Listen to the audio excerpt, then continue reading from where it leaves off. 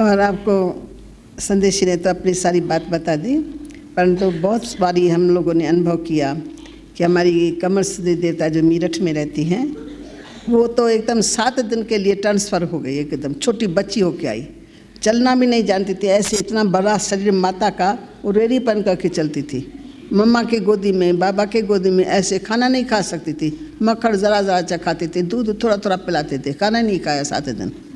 और वो भी फिर शहजादी बन कर के आती है, कभी सूखे बर्तन वाली शहजादी बन कर के आती हैं, मानो भिन्न भिन्न रूप से उसने भी दिव्य दृष्टि के द्वारा पार्ट प्ले किया और हम सब ने प्रैक्टिकल वहाँ का नज़ारा यहाँ देखा। बाबा कहते हैं करके दिखा, जो तुमने देखा वो करके दिखा, तुमको जो ड्रेस चाहिए, जो तुमको चीज़ें चाहिए, सब बाबा तुमको दिलाएंगा, तुम मतलब वो सीन करके दिखलाओ। तो हम लोग वहाँ इन्हीं बातों में बहुत बहलते रहते थे, प्रैक्टिकल में जैसे सारा दृश्य देखते थे।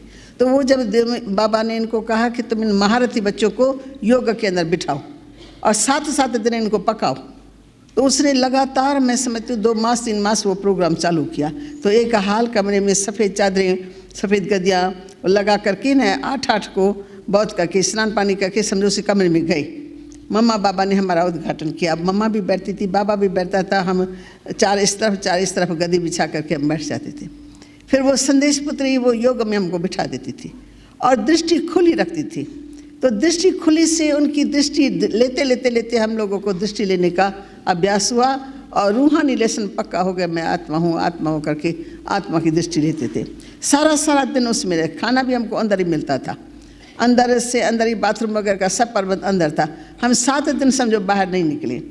फिर वो भट्ठी से नीचे जब 7वें दिन नीचे उतरते ना, तब ऐसा लगता था मधुबन वासियों को सबको जैसे कि एकदम सूखे वतनवासी फरिश्ते उतर रहे हैं। खाना पीना भी सफ़ेद, आलू सफ़ेद, जीरे वाल खिचड़ी सफ़ेद, दही सफ़ेद, बस सूखे वतन का भोजन। वो जैसे दाल होती है, मिर्च मसाला होता है, पकौड़े तले होते हैं, कुछ भी नहीं, ऐसा सूखम भोजन वो खाओ और योग में बैठो, अंदर ही चक्कर लगा करके अंदर ही योग में बैठो। तो 7 दिन के बाद वो ग्रुप जब नीचे उतरता था तो सबको ऐसा लगता था जैसे फरिश्ते उतर रहे हैं। उनकी चाल ढाल बोल चाल जैसे सचमुच, फिर हम लोगों को भी पक्का भान हो गया। सोते थे जागते कई दिनों तक वो नशा रहा। फिर उसके बाद फिर दूसरा ग्रुप बैठा, फिर उसके बाद तीसरा ग्रुप बैठा, फिर ये सब नाम हमारे बाकायदे ऊपर से आते थे। तो उसमें भट्ठी में बाबा ने बहुत अच्छी तरह से पकाया।